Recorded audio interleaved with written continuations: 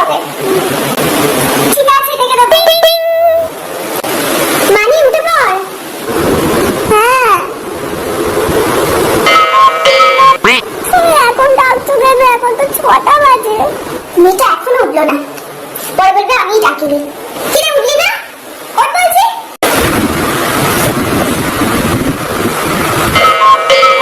আমার 9টা থেকে কাজ, আমি এখন উঠে কি করবো?